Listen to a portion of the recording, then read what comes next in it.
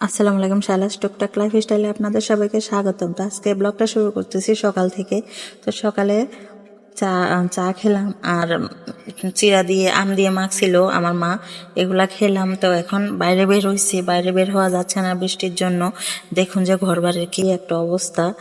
তো এখন প্রায় 10টা বাজে, তো পেটেও ক্ষুধা লেগছে। তো এই জন্য ভাবতেছি যে চাপটি বানাবো। তো দেখুন যে চাপটির জন্য একটা ডিম নিছি, তো পেঁয়াজ কুচি, কাঁচামরিচ কুচি, একটু হলুদ দিয়ে, পরিমাণ মতো লবণ দিয়ে, এখন চালের গুঁড়ি দিয়ে এগুলা ভালোভাবে মেখে নিব। দেখুন যে ভালোভাবে মাখতেছি। তো আপনারা এগুলা খাইছেন কিনা কমেন্টে অবশ্যই জানাবেন।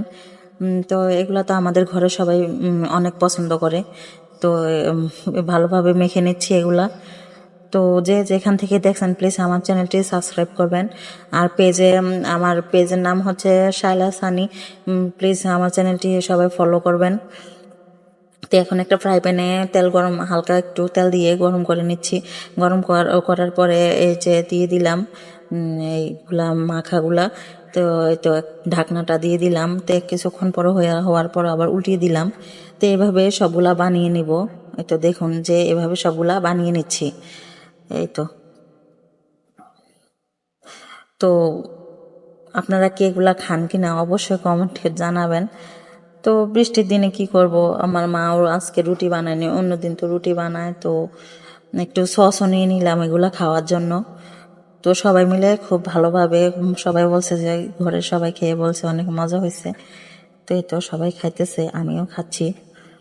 তো আজকে বৃষ্টির কারণে সাধারণত আমাদের লাকড়ির চুলায় রান্না করে, তো আজকে গ্যাসে রান্না করলো, আমাদের সিলিন্ডার গ্যাস। তো মাছ ভেজে নিচ্ছি, আজকে আমি রান্না করছি শখ করে। লাকড়ির চুলা হইলে আবার রান্না করতাম না। তো এখানে পেঁয়াজ কুচি দিয়ে দিছি, কাঁচামরিচ, পেঁয়াজ, রসুন সবগুলোই তেলে দিয়ে দিলাম। তো ভালোভাবে এগুলো এখন নাড়াচাড়া করতেছি। তো এগুলা কষানো, এগুলো তো আর দেখানোর কিছু নেই।